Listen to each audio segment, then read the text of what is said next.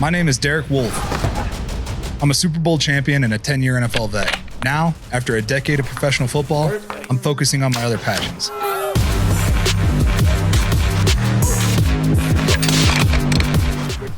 Hey everybody, welcome back to another episode of Wolfe Untamed. Today's guest is Riley Gaines. She is a 12-time All-American swimmer at the University of Kentucky, best known for tying Leah Thomas, who is a biological male, in the NCAA finals. Now she has a podcast called Gaines for Girls. She's also the author of Swimming Against the Current. Check this one out. Really hope you enjoy it. You know, most people don't understand the amount of work that goes into becoming a high-level, even just a Division I athlete, let alone to like compete at such a high level and become a champion and an All-American. And let's just walk people through that. Like, you know, where did you grow up, first of all?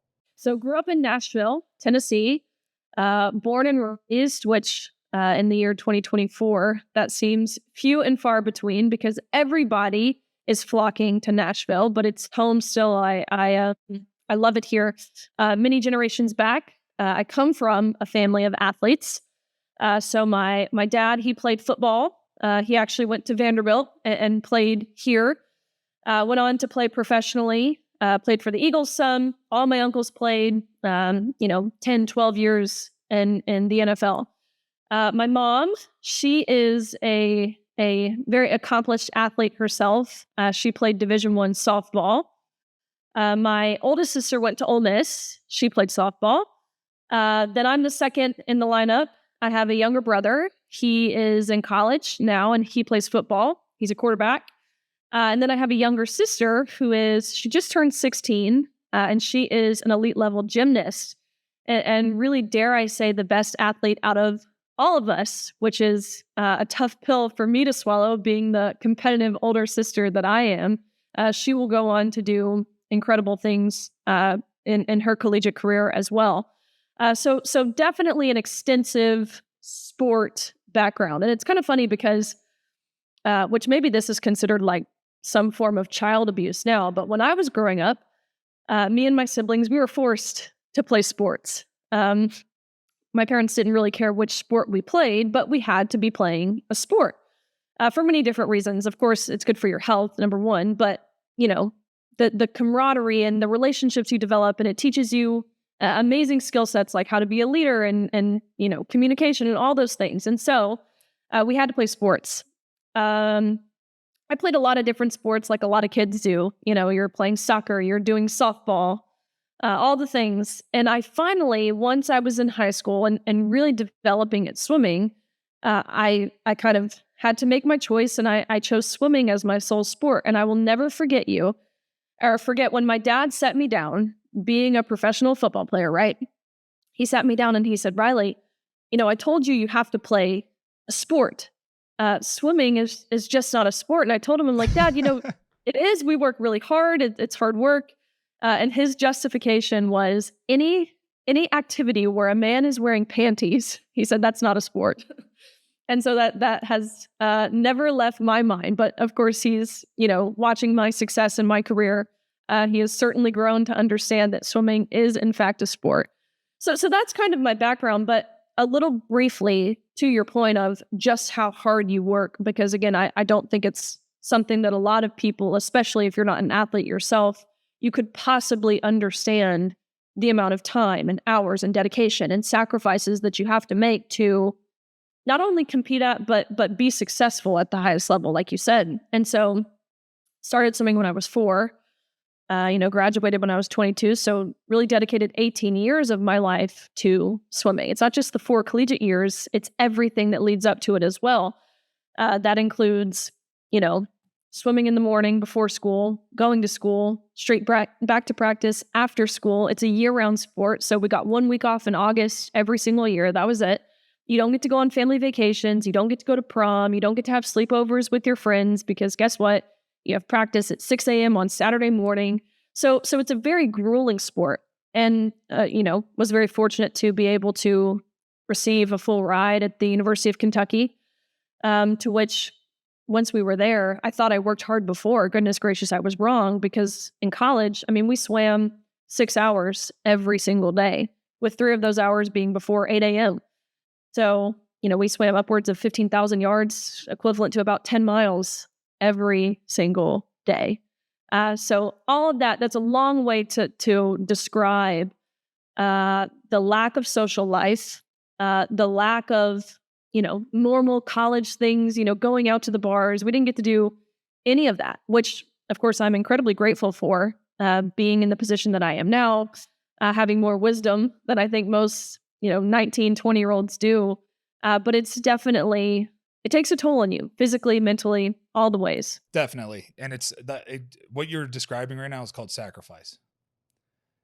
You have to sacrifice all of the things that everybody else gets to do because, a great coach once told me, don't sacrifice what you want the most for what you want right now.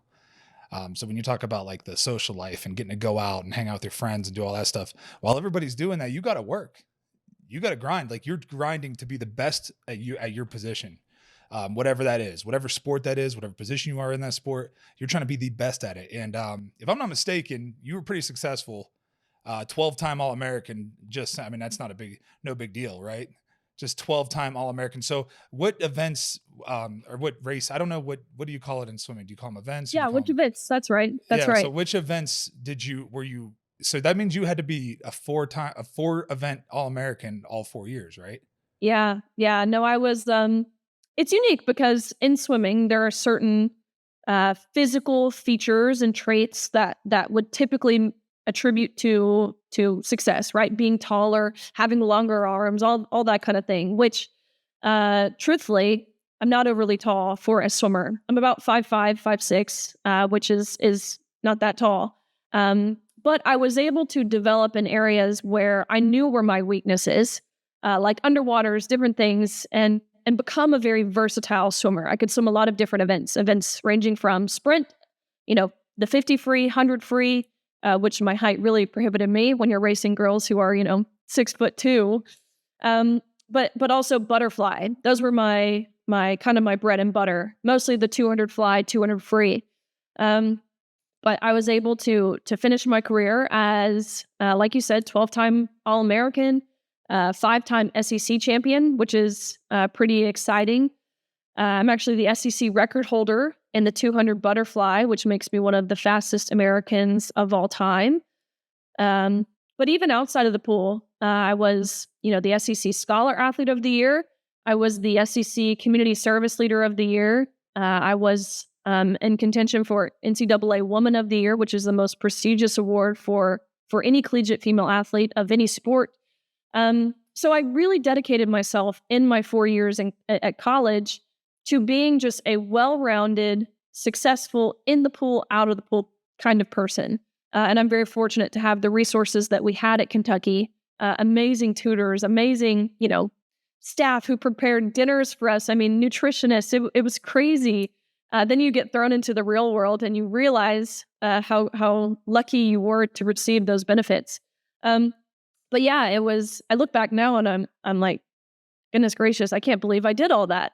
So pretty surreal to look back on and understand that the hard work, it really did pay off. Yeah, it definitely did. And you're reaping the benefits of all that hard work now, but I want to talk about the frustration because I can't even imagine how frustrated I would be if I just try to put myself in your shoes to get all the way to a point where I'm about to become a national champion.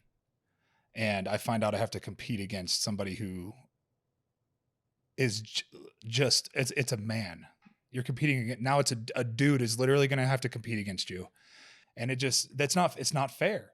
There's nothing fair about it. And it makes me crazy. And I can't imagine how it makes you feel and how you felt in that moment. Just like you're standing there looking over it like a guy. It's a full grown dude standing next to you. And they want you to just live in this delusion that it's not a dude. And so what was that like? What was your mindset? Like when you first found out, right? You're like, okay, there's a dude, because you probably saw this Leah Thomas is breaking all these records and you're like, well, what the hell is this? Who is this person? Because you guys know, I know how like this, I know that a little bit about the swimming stuff, but I know that when you're doing it your whole life, who the best girls in the country are, especially when you're going up, whenever everybody's visiting colleges and everything, and you guys all know about each other, and you guys have competed against each other. And so then this like random person pops out of nowhere. And so what was it? Was there like a lot of buzz about that? Like, who is this girl? You described that very well, and honestly, exactly how my knowledge of Leah Thomas really came to be, because you're right, ranking as one of the top in the country. At the time, I was actually third in the nation, trailing the girl in second, a girl I did know very well by a few 100ths of a second. But the swimmer who was leading the nation by body lengths, might I add, which is, of course, a very large margin in our sport. I'm scratching my head. Who is this person? Who is Leah Thomas? I'm looking up the name. There's no history of this person until that season. And so none of it made sense. But never once, let me preface, never once did it cross my mind that this could be a man. That was so far-fetched to me. I was more apt to believe this person literally appeared out of nowhere. But keep in mind, I hadn't seen a photo of this person yet, or else things definitely would have been a little more clear. But for all I knew at the time, again, this was a senior, which is very rare in our sport to just pop out of nowhere. The woodworks, yeah, at your senior year, from the University of Pennsylvania, which is not a school that has ever historically produced that caliber of swimmer, leading the nation again by body lengths in events ranging from the 50 freestyle, which is a sprint, all the freestyle events in between, through the mile, which is a long distance, which, again, for those who maybe aren't athletes, think about that in terms of your Olympic runners. It's like saying your best 200-meter runner is your best marathon runner. It doesn't happen, but that's what we were seeing in this person. And so, again, scratching my head, talking to my coaches, who is this? We had no idea until an article came out disclosing that Leah Thomas is actually Will Thomas and swam 3 years on the men's team at UPenn before deciding to switch to the women's team. And so when I read this, you ask my feelings. I mean, of course I was shocked. My whole team was shocked. My coaches, all of us were shocked. But really, when I read that he was a man, I felt this overwhelming sense of relief. Like, duh, that makes sense. This person's not a threat to me. There's no way he'll be able to swim at NCAAs in the women's category, because clearly he's not a woman. And by no means was the movement lateral in the sense of where he ranked amongst the men. Competing in his rifle category, he ranked in the 400s and 500s nationally, to just 1 year later dominating the entire country, which is, again, why I say I felt relieved, because I thought the NCAA would see it how I saw it. And again, my teammates, my coaches, my family, how anyone with any amount of brain activity would probably comprehend this information. Not hateful, not even opinionated, looking at the mere facts on the paper in front of us. But lo and behold, the NCAA did not see it that way. They saw absolutely nothing wrong with this. And so about 3 weeks or so before our national championships in March of 2022, they announced that his participation on the women's category was a non-negotiable, meaning there was nothing we could do. There was no questions that we could ask. There were no concerns that we could raise as women, as female athletes. We were quite literally told we had to accept this with a smile on our face.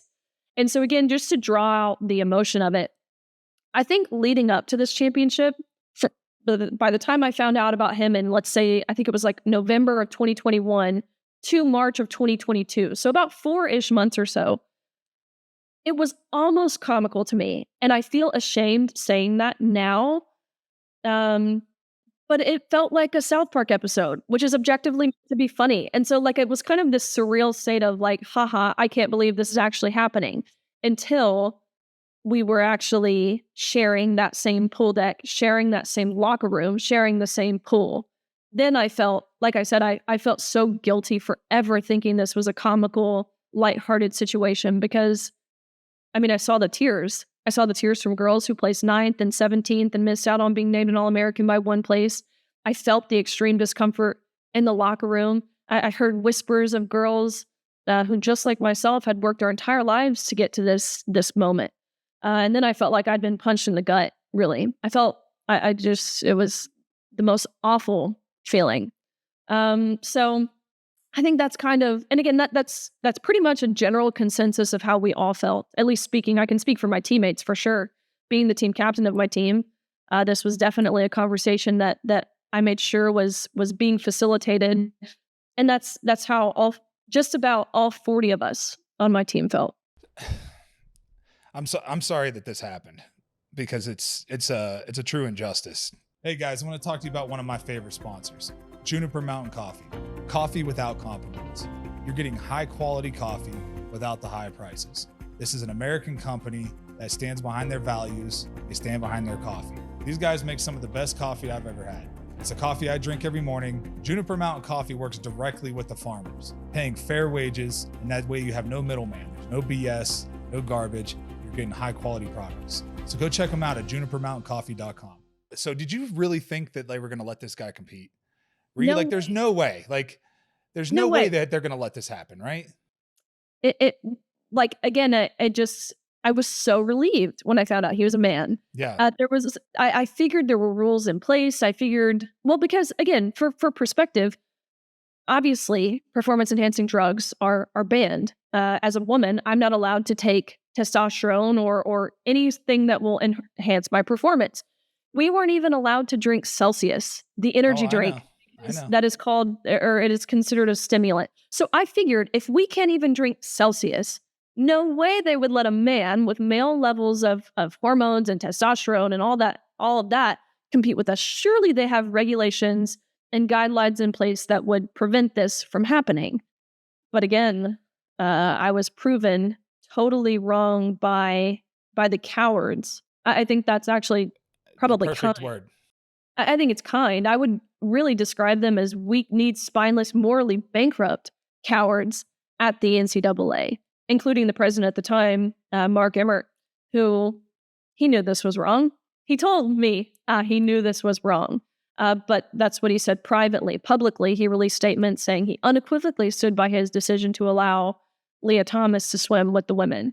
So all of that to say, of course, I still don't actually think the NCAA agrees with this approach, which has been made clear in how they're handling it now. But at the time, I really believe they had our best interests at heart. Yeah, you thought they would take care. You thought they were going to take care of you, like do the right thing, right? Because it's so obvious what the right thing to do is. How did they justify deeming him a woman when he still had his man parts? They never really did. They never really gave an explanation. In regards specifically to the locker room, how they got around that was they made the locker rooms unisex. Again, acknowledging that this is a man, because if they really and truly believed this was a woman by all standards, they wouldn't have had to change the locker room to unisex, but they changed it, meaning any man could have walked in there. Any coach, any official, any parent, any pervert, quite frankly, who wanted to, had full access to that locker room. And if we as women spoke up about this or even dared to question it or oppose it, we were reprimanded. I had to go to sensitivity training. I mean, the list goes on. They told us we were murderers. We would have blood on our hands. I mean, really horrendous. Who was saying this to you? Who told you? Who did you have to? Who is giving you the training? Like, what does that look like? My university brought in, and let me preface by saying my athletic director at University of Kentucky, Mitch Barnhart, he's been there 20 plus years. Phenomenal guy. Most of this, the coaching and the training and the re-educating, verbatim, that's what the re-educating, it came from the academia side of the university. And so they brought in an outside professional, whatever that means, who sat me and my teammates down. Only the girls actually who had to compete directly against Thomas, sat us down, conducted like a mock interview where they would ask us questions. We had to answer the questions to their standard, where they taught us how to use she, her pronouns. If we didn't, we had to keep going through this training until, again, they felt like we had been properly re-educated. I mean, really like Orwellian type. Yeah. If you told me that this was going on in Russia or China or North Korea, that I would believe it. But to tell me that happened here in America, that blows my mind, because that is like the opposite of like our core values are the opposite of that. And it was just about every single institution. right? I mean, people think of Kentucky like you're not imagining some sort of totalitarian regime who is governing the University of Kentucky of all places, but it was every single university received the same sort of training. We all had to you know, all the same tactics were used. The emotional blackmail, I think that's the best way to put it. We were told we'll lose all of our friends. You'll never get a job. You know, you signed that scholarship, Riley, and when you did, you gave away your rights to speak in your own personal capacity. You know, remember whose name is across your chest and across your cap, because it's not yours, it's ours, and we have already taken your stance for you. I could spend hours talking strictly about how they effectively, it works, believe it or not, when you're talking to a bunch of 18, 19, 20-year-old girls, how they effectively muzzled us. And again, in a totally manipulative, and a gaslighting, I think that's a good word to use, in a totally manipulative way. Yeah, and I can relate, not to the extreme of that, but with COVID and the vaccine in the NFL, it's whenever they first like started talking about guys getting, you got to get vaccinated, they did the same thing. They brought us in and they told us that we were hurting our teammates. We didn't care about the staff. We didn't care about the coaches. If we didn't get vaccinated, we were essentially murderers, and that we should be fired and all this other stuff. And even had a defensive coordinator tell the whole defense one day that if there's two guys that are the same caliber of player and one's vaccinated and one's unvaccinated, the vaccinated guy's getting the job. And I was just like, you can't do that. No, this is America. You can't do that. So I can understand that feeling a little bit, not to the extreme of well, it is them really letting it's like them saying, hey, by the way, guys, we're going to let this dude that's been on the sauce for his whole life, he's going to get to compete against you guys. Well, that's not fair. No, but the parallels are uncanny between COVID and this. And I think it's interesting you say that. And maybe this is, really the first time I realized it, but being a college athlete during COVID, it hit the end of my sophomore year. So we were robbed of an NCAA championships, in 2020. But when we eventually returned back to campus, it was the same treatment. Riley, you are team captain. You're supposed to be leading. You don't want to hurt your teammates. And truthfully, thinking about it now, which again, I remember so vividly, they sat me down and they said, Riley, if you don't get the vaccine, you won't be able to travel to University of Alabama, which is, of course, a big dual meet, big SEC rivalry. And I looked at them and I said, fine then. And guess what? I got to go to University of Alabama and I never got the vaccine. Yep, but it's a scare tactic. They did the same thing to us in the NFL. They told us you're not going to be able to travel to games. You're not going to be able to do this, not going to be that. And they did. They fear-mongered people into getting it. And then you saw what happened. People were getting sick. People were having heart issues. Like the soft tissue injuries were out of control. Popping Achilles and tearing ACLs. It was just crazy how many soft tissue injuries were going down. And then I just wouldn't do it. So they segregated me. So I like basically lost my captain status and was segregated from the rest of the team. I wasn't allowed to work out with the team. I was fined over and over again. So it was just, they just found ways to make it miserable for you. Right. So and I'm sure they did it to you guys too. You weren't allowed to eat with everybody. You're not allowed to train with everybody. It's like, you have to be weight room, all of it, wearing a mask. It's like, okay, we're just literally running into each other and sweating on each other. And then I have to put a mask on when I take my helmet off. Like the rules were so nonsensical, but that's again that they make it to the point where it's inconvenient if you don't. Yep. That's how a lot of pretty much virtually all of my team felt. No one wanted it. We're young, we're healthy at this point. Most of us had already had COVID, yep. So we had the natural immunity, but even still, and we're swimming in a chlorinated pool, which kills all sort of germs and whatever. I mean, the whole thing was absolutely nonsensical. But again, it works. So, but all that to say, I think that's when I learned how to stand up for myself to authority figures. And looking back now, goodness gracious, I'm so glad I never caved and I never got the vaccine. Yeah, me too. And it shows you your resolve, because you could have easily been like, you know what, I'm not going to swim. I'm not going to compete against, this isn't fair. I'm not going to swim against a dude. I'm just not doing it. It's not fair. You could have done that, but you instead took you had the resolve, and just your character shows everything that you just said. You know what? I can beat him. Like you were like, Yeah. you know what? I'm just gonna have to beat him then. Yeah. And you Which did. You damn near did. It's a it's tie, and that's what I wanted to get to next. Is because I heard you tell this story. I don't know whose podcast I was listening to you on, but you were telling the story about how they basically forced you to let him hold the trophy. that's it. Yeah. So we went like you described. We went the exact same time down to the 100th of a second, which is incredibly rare when you're racing for, a minute and 40-ish seconds and not even 1/100th of a second. I mean, that's not even a blink. That's not No. even a finger. That's not even a fingernail. Okay. That's statistically impossible, very rare. But nonetheless, I think it speaks to our Lord and Savior's divine intervention and his sovereign purpose, because we did. So, which again is incredibly embarrassing for a 6'4" man. He couldn't even beat me. But anyways, we go behind the awards podium where typically, the top 8 finishers in the country are marched out and you're named an All-American and you're given your trophy and you stand, and everyone all the fans in the natatorium, which are really just the parents, they all clap. And so we go back there and the official looks at both Thomas and me, again, him towering over me.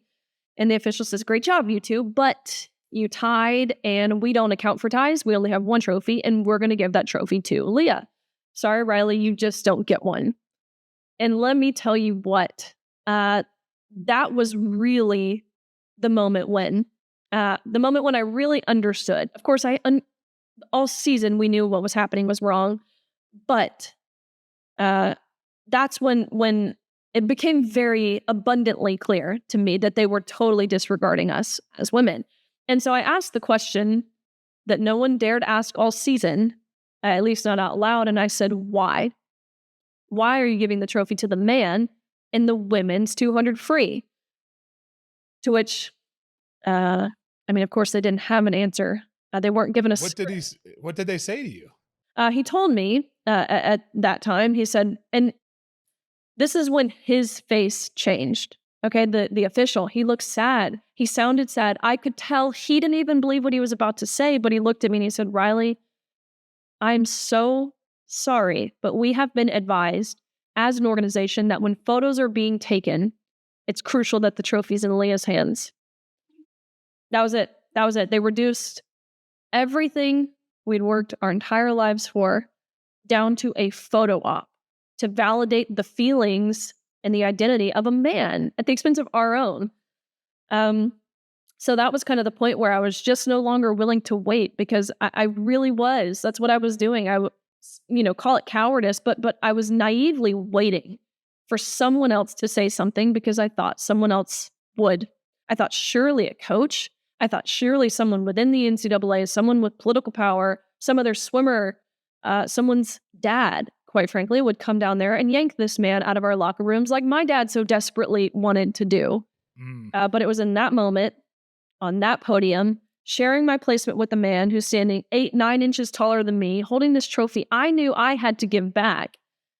And I just, vividly remember having this realization, this revelation really of, Riley, how in the world can you expect someone to stand up for you if you're not even willing to stand up for you? This has to come from you all as women, as female athletes. So that's when I decided, again, on top of the locker room, on top of the silencing, some of those other factors that went into it, that's when I felt, again, just this overwhelming sense of guilt for even having participated in the farce. Because that made me just as bad as the people who created and enforced these rules if I wasn't willing to say something. So that was kind of the final straw for me. But Riley, I don't think you should have felt that way, because you, like I said earlier, you took the initiative to say, you know what? And I'm going to cuss here, but fuck it. I'm going to beat him. And you did. And if the trans movement really wanted to show that they want it to be fair, and it is fair, and it's not unfair, they would have given you that trophy, because that would have been polarizing to see you standing there with that trophy while this 6'4" dude next to you, that's to you. It would have shown that it would have shown everything that they try to say. Instead, they just gave it to him. It's so silly that they don't think that way. You know what I mean? And thank God they didn't, not for your sake, but thank God they didn't, because that's what led you to what you're doing now. Of course. Again, because that's absolutely how God works. It's almost Yep. like everything is for his greater good, of course, but it's almost like this lemons into lemonade scenario. No girl should have ever had to go through what me and my teammates went through, especially in regard to the locker room. But had it not been for Thomas, really, I should be sending him a thank you note. Because had it not been for him, the situation itself so perfectly laying out all of the concerns that so many people had building up to this, and since then, so perfectly laying that out and highlighting exactly what this movement is actually about. I think it was a lot of people's almost red pill moment. And we saw that play out on November 5th, of course. So really, I should be thanking him. But yeah, totally. It's just crazy to look back on all of the different things that had to happen to get me to where I am. All right, guys, I want to talk to you about a product that I've been using for a long time, over a decade. When I was playing football, one of my main staples in my diet was bison. I got my bison from Great Range Premium Bison. They make some of the finest cuts of bison you can get. These guys have ribeyes, ground bison, all the steaks that you want. My favorite part about Great Range is that you don't have to worry about antibiotics or growth hormones in their meats. Great Range Premium Bison is a family-owned company providing bison meat from family-owned ranches around the country. So please go check out greatrangebison.com. What did you see your path, before this happened? What was your, you go to school, what are you studying in school? So I majored in human health sciences and health law, and I was in dental school after college. Wow. Actually set to specialize in endodontics, which is a dentist that specializes in root canals, basically. So that's what I was doing. I was already in school, all of that. But it just happened in a way that, of course, I couldn't continue doing both with the same efficacy that I wanted to have. And so I really had to make a decision, do I stay in school or do I fight this fight? And I remember I was so torn. I didn't know what to do. I'm praying about it. I'm talking to those around me who I know have my best interests. What do I do? And I remember one day I called the dental school, and I was so reluctant to give away any information. I had already been outspoken at this point, doing different news hits and things, because that was pretty immediate after racing Thomas. But my life had moved on, and I called the dental school and I asked them, something personal has come up in my life, very vague. I didn't want them to know anything about what I was doing because I was terrified that they would totally oust me if they did. And they said, Riley, stop talking, because we know who you are and we know what you do. And they said, we love what you do. Fight the fight, do what you need to do, and understand you will have a spot here anytime you want to come back. We'll hold all the money, which was a lot. We'll hold all the money you've put in. We'll hold your spot. We'll hold your seat. Anytime you want to come back, you have a spot here. But understand the impact that you will have. Fighting that fight is far more impact you will ever have being a dentist. And that to me was like God winking at me. It was like him saying, this is what you need to do. This is the path I have laid out for you now. This is here for you later, if that's what your future looks like. But it truly felt like God just winking at me. And it was then when my decision was made. I'll leave school for now. And if I want to go back, if the time feels right, which might I say, I cannot imagine myself sitting behind a desk taking a biochemistry test right now. That sounds miserable. But that's kind of what the process looked like for me personally. So I want to fast forward to 2023 when you're doing a Senate testimony, right? So what is that like?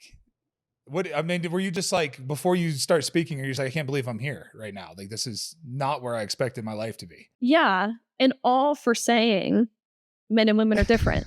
That's the most comical, most laughable part to me is all of the opportunities that I've had, ranging from testifying, many times before Congress and the Senate, and speaking on stage with President Trump. I mean, all kinds of crazy stuff, all for saying there are two sexes. and you can't change your sex, and each sex is deserving of equal opportunity, privacy, and of safety. But I'll tell you, the first time I testified before Congress, I was very nervous, naturally, right? Being 21, 22 years old, going before Congress. I was incredibly nervous, but within 5 minutes maximum, I realized that majority of our elected officials are idiots, who don't know much else past the piece of paper in front of them that their staffers prepared for them. So it was almost pretty immediate upon sitting there that I really wasn't intimidated. These people aren't intimidating. They're just everyday people who are addicted in most cases. Again, there are some really good members of Congress and senators, but in most cases, these are just people who are addicted to power. Yeah. And upon realizing that, it was relatively easy for me to be able to get my point across in a way that is always respectful. I never want to come across as disrespectful. But I can think of one moment in particular where it was a Democrat from Pennsylvania, and she highlighted, basically that I'm a bigot and I'm a transphobe. And I looked at her, and after reading my testimony, and I said, I concluded my testimony, I put my paper down. I didn't even really mean to say this last part. It just kind of came out of my mouth and totally ad lib. But I looked at her and I said, Representative Lee, if that testimony you just heard, if that makes me a bigot and a transphobe, then understand by your own logic, your opening monologue makes you a misogynist, which just totally sent the hearing into a tailspin. She had to factory reset. It was like she didn't know what to do with her. When her intersectional language is used against her. She tried to have my words removed from the record. It was this huge thing. Wow. Crazy, crazy stuff. So not as intimidating as most people would probably imagine it is. Why do you think they're not advocating more? So my wife always says that they should just start their own league. Why do you think there's not more talk about that? So I thought this for a while too, but after this national championships, FINA, which is the international governing body of aquatic sports, they did just that. They created a third category. They were really the first ones, not the NCAA, but the international level. The NCAA, again, they're I don't want to say hopeless, but they're still far off the beaten path. But FINA, their new policy was, if you have gone through male puberty, you can't compete with the women on an international stage. This includes the Olympics. Again, bold first step. Wasn't perfect because it insinuates that if you've transitioned by the age of 12, then you can, which I believe, as not even a conservative, as a Christian, I believe it's criminal to suggest that anyone could or should physically, surgically, chemically alter themselves at the age of 12 or younger. But nonetheless, it was a bold first step in prioritizing fairness over inclusion. They created a third category. Thomas actually went on to sue FINA and World Swimming because he said that if he can't compete with the women in the Olympics, then he doesn't want to compete at all. And so what I have found out in, again, personal experience and having these conversations with people on both sides of the spectrum of the aisle here is that it's not a compromise that the other side is willing to make, because it means they would have to concede the fact that they are a real woman, a biological woman, and they're just not willing to do that. Maybe there are some who are, but in the case specifically of Thomas, he just wasn't. So again, I think it goes to show I refrain from talking about him personally because I don't know who he is. I know that he's someone clearly who struggles with his identity and probably with his mental health and different things like that. But the conclusions I have been able to draw about him personally, he's a total narcissist. He showed a very, clear disregard for anyone else other than himself, us as women, violating us in the locker room, exposing himself where we were simultaneously exploited. I think personally, again, at this point, I'll say this is my assumption. I think he's a someone who has a pretty sick fetish, to be honest with you. Yeah, that's what I think a lot of this is equating to. I think there's there's less than 0.01% of people who actually do believe they are a woman. I think that happens, but I don't have to live in your delusion, right? Just because you feel a certain way doesn't mean that I have to acknowledge your delusion, right? Because you were born a man, you still have male parts. I don't care if you transitioned at a young age or not. I think it's immorally wrong. And I think if you can't even get a tattoo before you're 18 years old, why, like, how can you say that it's okay? If I can't drink a beer before I'm 21, but yeah, I can change my gender. That doesn't make any sense. You can't vote. You can't rent a hotel. I mean, all these things you can't do, but you're self-aware enough and responsible enough at the age of, we just saw they just had oral arguments before the Supreme Court on the issue of what they label as gender affirming care for minors. And their lawyer argued as young as 2 years old, you're wise enough to make these decisions. I mean, sick. Listen, I have a 5-year-old daughter who says wild stuff, right? Oh, I'm a unicorn. She believes that there's a magical elf that sits on our shelf that reports back to Santa. Don't tell me Santa's not real. Exactly. So it's, you can't take the word, like a 2-year-old, the things that a 2-year-old says, serious, because they're just saying and if they are saying that, it's because they're being groomed to say stuff like that. Like, I truly believe that. I truly believe that they are being groomed. And, I had this conversation. I went to a Charlie Kirk event the other day, and we were talking about this kind of, men and women's sports and everything. And how it starts with the teachers, how teachers are kind of, indoctrinating kids. But I think it's the parents' fault, because I think that the parents aren't involved enough. So when you have parents that aren't involved with your kids, you don't know what's going on with your kids, they're very susceptible to being manipulated into thinking and believing certain things. And, maybe they're just gay, right?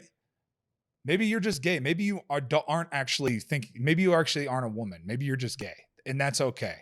And we'll deal with that later, but we're not going to transition you and have give you surgeries and stuff like that. It's just wild to me. And I said that, I was like, I think it starts with the parents.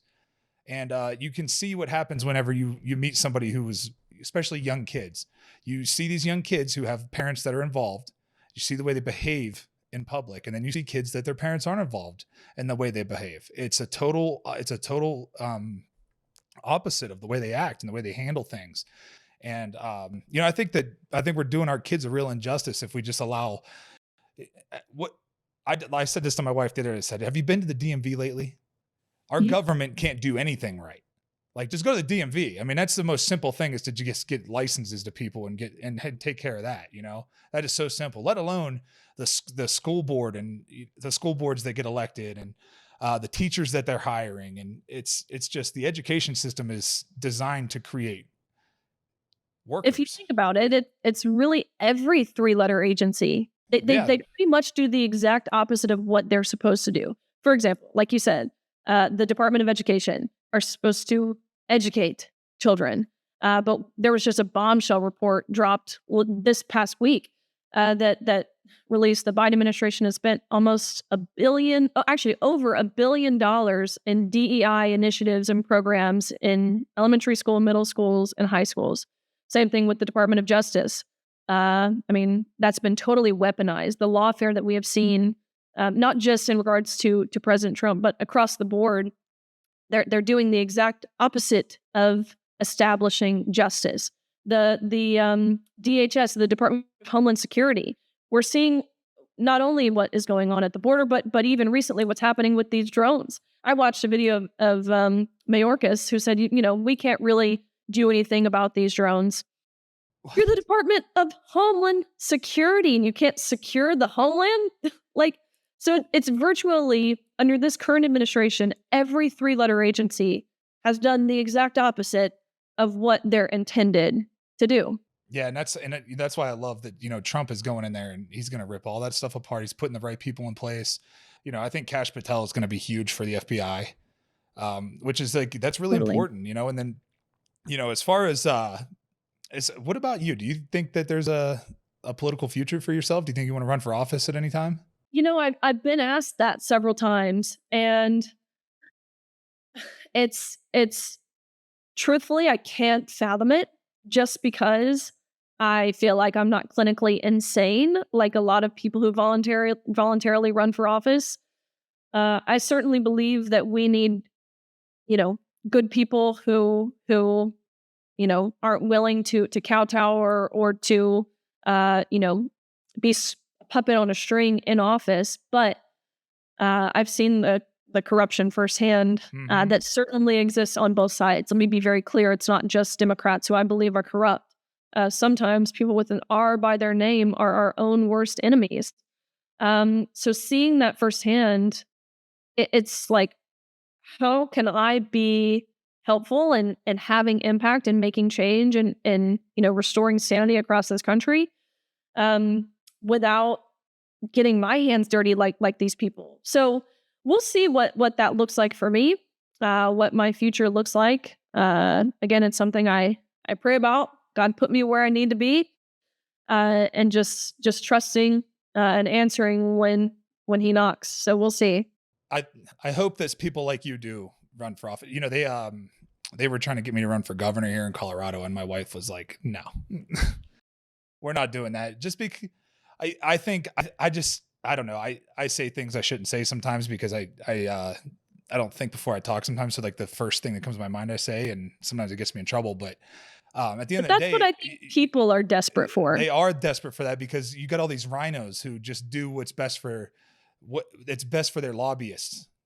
They do what's best, not their constituents, their lobbyists.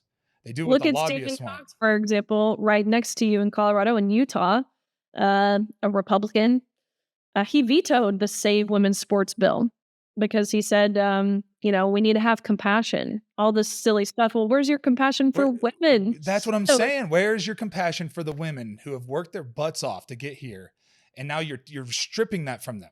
You're stripping their freedoms from them. Their privacy. Real quick, what did your dad like? I just think about that with my daughters. And if there was a dude trying to be in the locker room with my kids, I don't think I'd be in jail. I would. It'd be really hard for me to restrain myself. What was that restraint for your dad? Because what position did your dad play? He was a running back. Okay. So he's got a lot of dog in him. So he knows. Yeah. So I'm sure he's like not happy about any of this.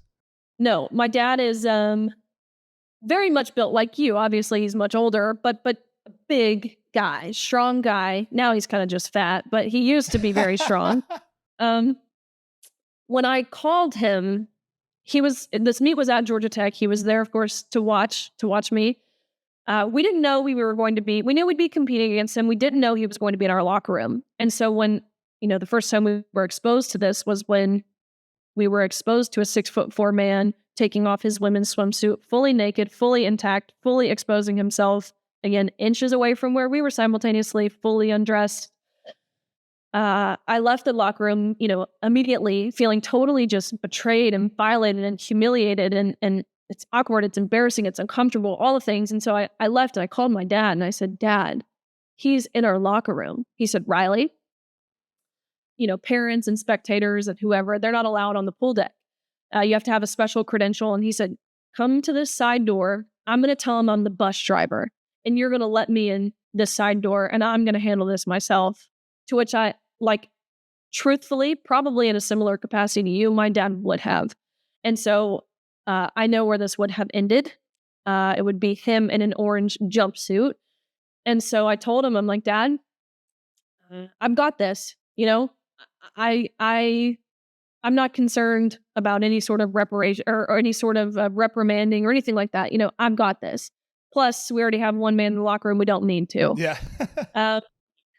But again, that's, I think my dad is, you're just traditional manly man, but even still that's how majority of parents felt. Having a daughter of your own, I can only imagine it further solidifies what that would be like as a parent, as a dad, a father, to watch this happen. And that's certainly my dad. So yeah, because it's our job to protect you, as young girls, and that never goes away.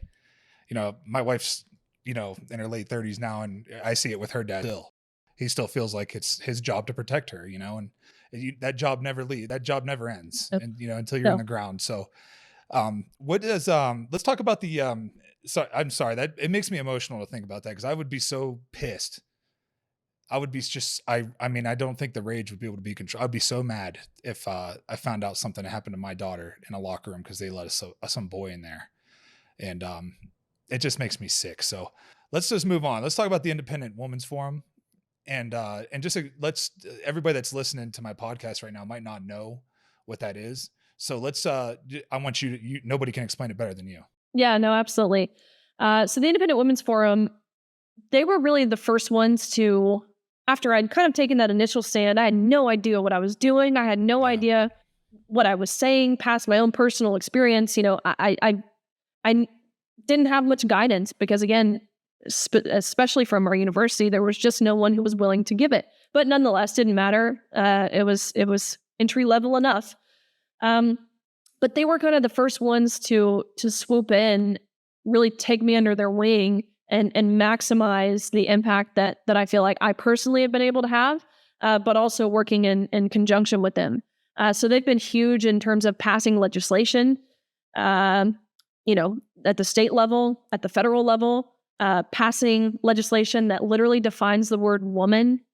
I can't even believe we have to do that. That's been done in about 9 states now.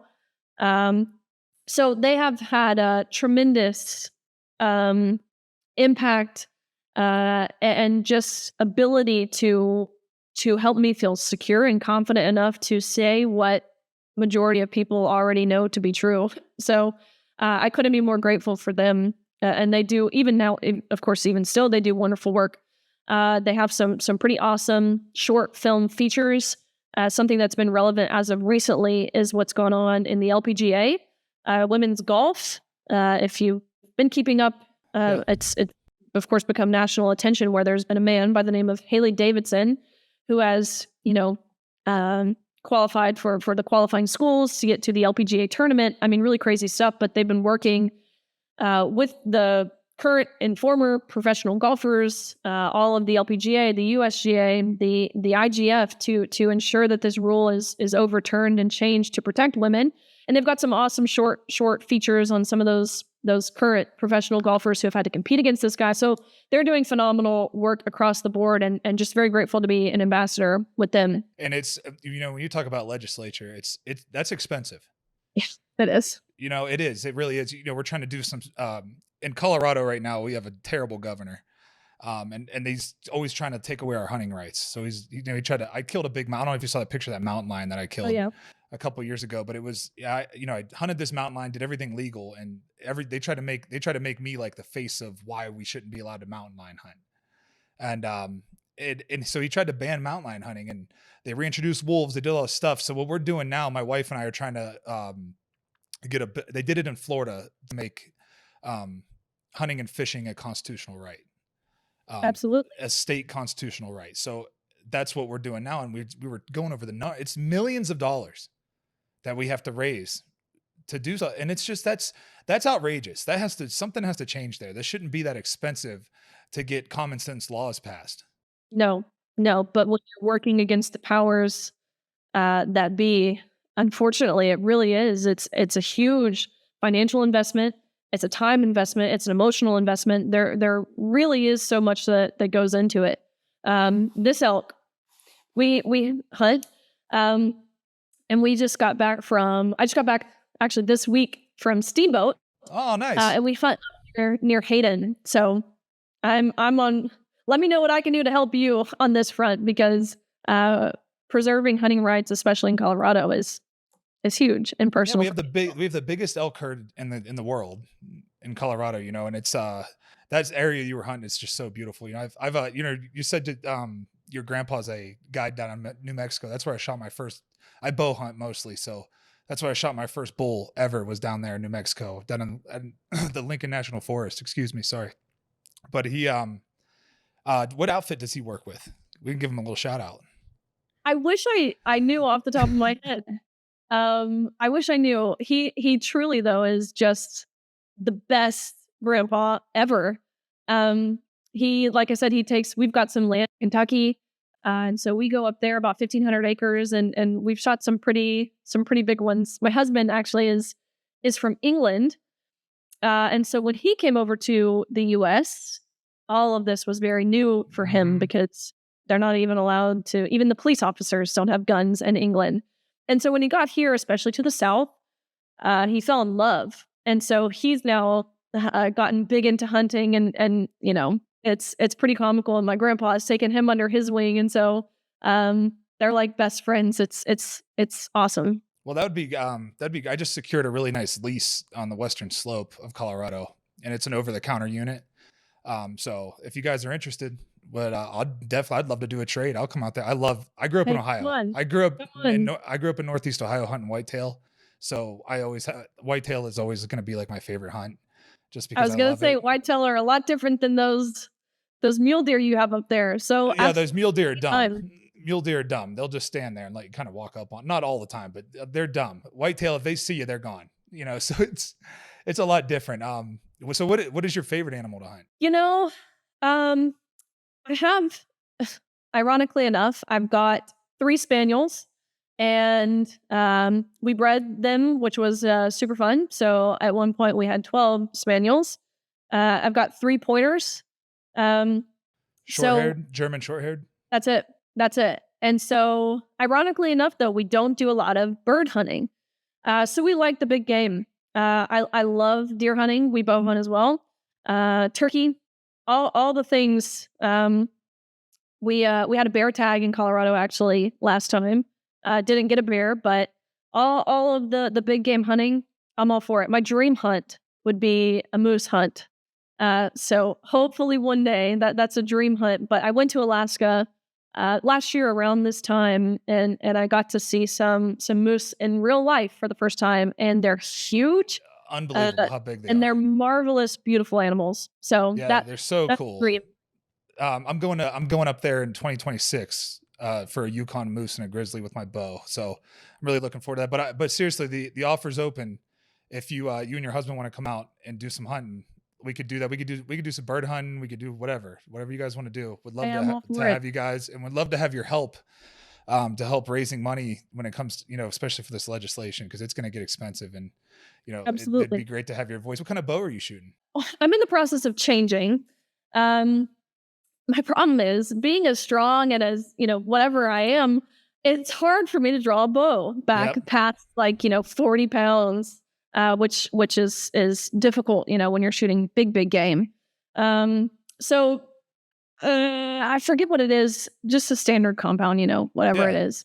But in the process of changing. Yeah, you have to. I think it's like 45 pounds is like this minimum to be able to penetrate like an elk.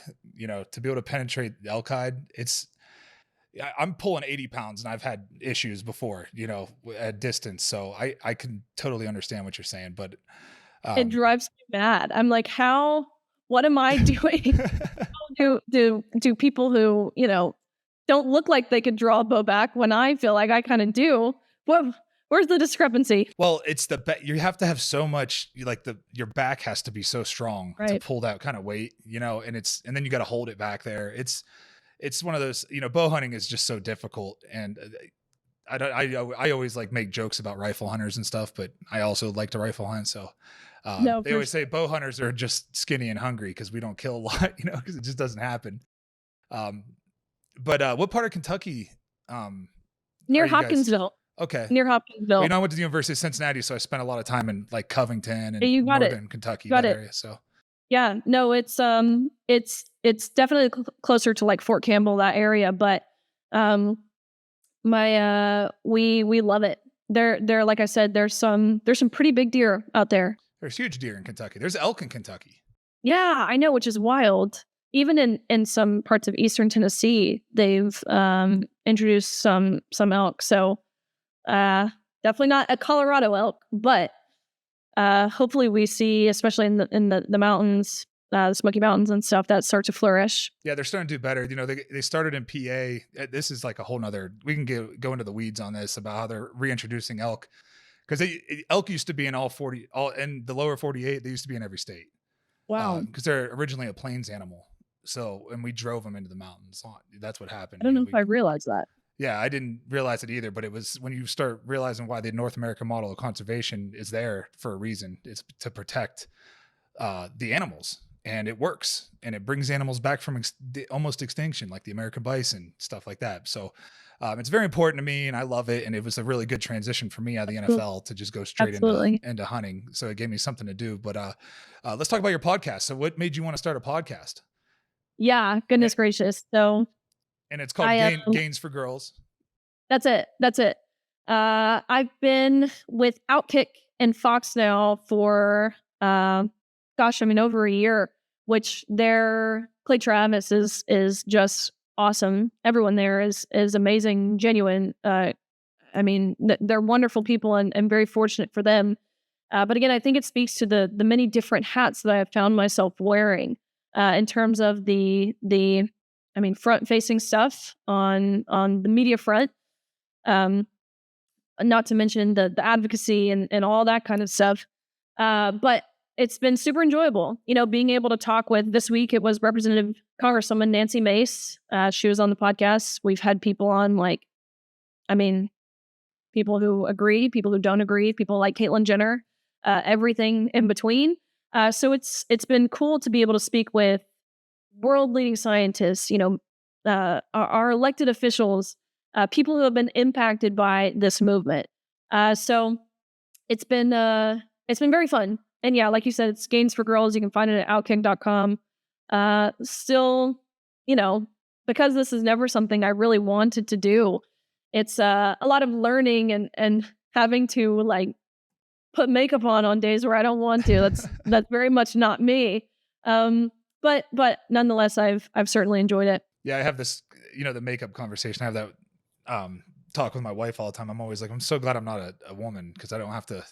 I just wake up and go. Absolutely. I don't have to get ready. Absolutely. So I don't envy that part. No. So that's why it confuses me why any man would want to become a woman, because it's exactly. just a lot harder to be a woman. It just is. It's a lot harder to be a woman. Hey everybody, this episode is brought to you by Black Buffalo. Black Buffalo's nicotine pouches do not contain tobacco leaf or stem. What they do contain is a ton of flavor, and they're packed with pharmaceutical grade nicotine. The magic of Black Buffalo is they discovered a way to make cured edible green leaves behave like the texture of tobacco, and they add food grade ingredients for industry classic flavors. You're in good company if you roam with the Black Buffalo herd. The business was built by dippers with decades of smokeless tobacco use. They manufacture their tobacco alternatives with respect for those products that came before them. Bold flavors, full pouches, metal lids, and a brand that stands for something: American. Their products are also proudly endorsed by brand ambassadors such as MMA Hall of Famer Cowboy Cerrone, NASCAR champion Brian Blaney, rising country star Larry Fleet, and Rob O'Neill, former U.S. Navy SEAL Team 6. So if you're 21 and older and you consume nicotine or tobacco and you want to join the Black Buffalo herd, head over to blackbuffalo.com to learn more. You can order nicotine pouches online, and they ship directly to most states. Or you can check out their store locator to purchase pouches at thousands of retail locations around the country. Black Buffalo, an American brand, pouches worth respect. So you're an author. Yeah. Gosh, I guess I am. What did you think about that? What was that? Is that something you probably never thought you'd write a book, right? Was that something you ever thought you would do? No, never, ever. But a best-selling author at that, right? Which is a national best-selling author, which is again just totally crazy. But yeah, that process was a lot more consuming than I think I initially realized in regard to structuring the book, writing the book, the audio book. Oh my gosh, that was miserable. I had to sit down at a microphone like you were for 3 6-hour days and listen to myself talk and speak and listen to it back. And oh my gosh, that was miserable. That being said, it's been such a fun process too. Again, just learning all that I've learned. Always interesting working with a publisher when there are, not necessarily going with a conservative publisher. That's always a battle, and that proved itself to be true in writing my book. Lots of things that we fought over, what to be included, what was too harsh, what was too mean, that kind of thing. But there were just things that I personally wasn't willing to compromise on. So took longer than it should have. But nonetheless, I'm very proud of the book, and it's done pretty well. So crazy stuff. And the book is called Swimming Against the Current, Fighting for Common Sense in a World That's Lost Its Mind. What you've been able to accomplish in such a short time and kind of capitalize off of something bad happened, right? Something unfair happened to you, and you've been able to capitalize off of it in the right ways, in a way that can help other young girls, that are kind of experienced, because it can't be comfortable to talk about all the time, because you're constantly being attacked as a bigot, and you're a transphobe and this and that. So it can't be easy. Let's talk about your center, the Riley Gaines Center. Like, what is so it blows me, because how old are you, Riley? 24. Okay. So when I was 24, I was in the NFL, and all I cared about was football. And I can't, your maturity is just, it blows my mind. I have a 17-year-old daughter too, and she's a nonprofit, and she's like a 4.2 GPA. She's in DECA and all this other stuff. And I was like, what? I was like, listen, when I was 17, I was not doing that. All right. So you're crushing it. And so I'm just really, I don't really know you well, but I could say I'm proud of you. And, I just want to know what is this center? Like, where is it at? Where is it located? What do you guys do? Yeah. So it's based out of DC, and a lot of what the center is, the Riley Gaines Center, is getting on college campuses and speaking to young people, which I believe is pivotal.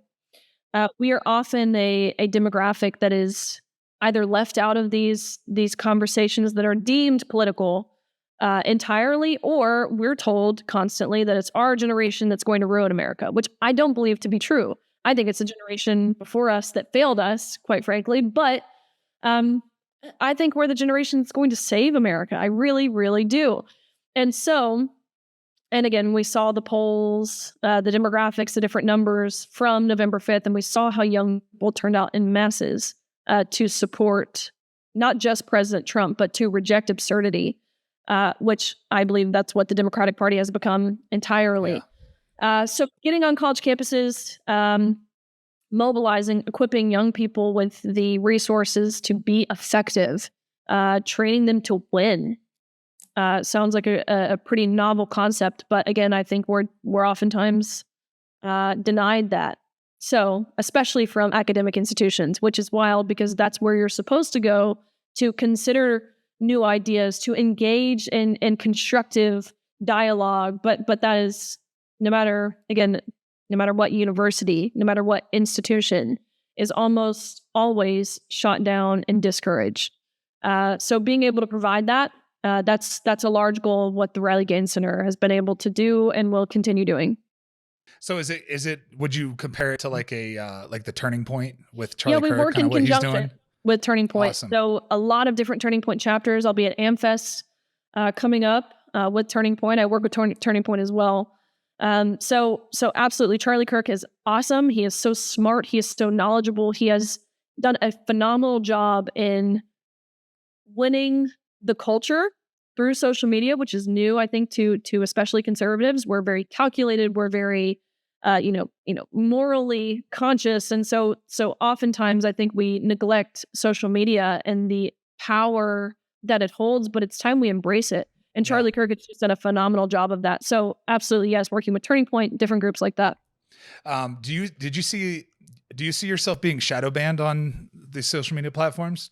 Oh yeah, like every single TikTok I make, it's deleted. No matter, I don't even have to say words in it, and it's deleted. So Meta and TikTok, forget it. But I will say, X, Twitter has become. That's where I get all my news. So I'll just say God bless Elon Musk. Yeah. For what I believe is saving free speech. Really, I'm excited to see the work that he's going to do with the Department of Government Efficiency. I think that's long overdue. Yeah, it's extremely wasteful. It's just and now that you're in the real world, making money, and because in college you're not exposed to like taxes and all that other stuff that goes on. So when you start paying taxes, you start paying attention a lot more to what's going on, because you're like, hold on a minute, they're gonna take half of my check. They're taking half of it. Yeah, literally half of your check is going to the government. And then you see that they're spending $30 million to see what cocaine does to quail. Like what? What? And you're still driving, especially here in Tennessee. Goodness gracious, our roads are so bad. I can't even tell you how many rims I've busted, how many tires from going through potholes. And so it's like, I'm giving you virtually, I'm working like the first 6 months of the year free. And I don't even have like drivable roads. Like where's my money going? So this is long overdue across the board. Every government agency needs to be deeply investigated. I think getting to the bottom of where our money is going. We've seen reports of, they're not able to account for $800 billion here, another $300 million here. And they just act like it's nothing, but it's like, well, if you did that, if you did something like that, right? If the IRS was like, hey, what, like you can't account for this $100,000 right here. And you're like, no, I can't. They will throw you in jail. They will open up an investment. Not know where it went. Fortunate to live in Tennessee where at least we don't have any state income tax. So that's a blessing. Right. Yeah. That's For a big help. Definitely. That's a huge help. You know, Colorado, they just implemented another 7%. So we're paying 14% total on ammunition here. Just on ammunition. Jeez. But again, that's what they do. Anything you get what you vote for. They want to make it an inconvenience for you to be similar to COVID. Well prepared, equipped, crazy stuff.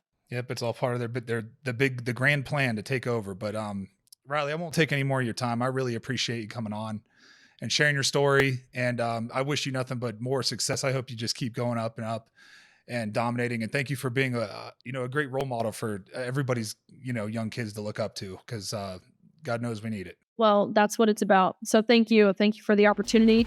Like I said, just a big fan of you and your entire family. So be sure to tell your daughters I say hi. I will do, Riley. Thank you. Thanks. All right. Thanks for listening to the Wolfe Untamed podcast. Be sure to check me out on Instagram, DerekWolf_95. Check out the Wolfe Untamed podcast on YouTube. You can listen on all the other platforms, as well as DerekWolf.com.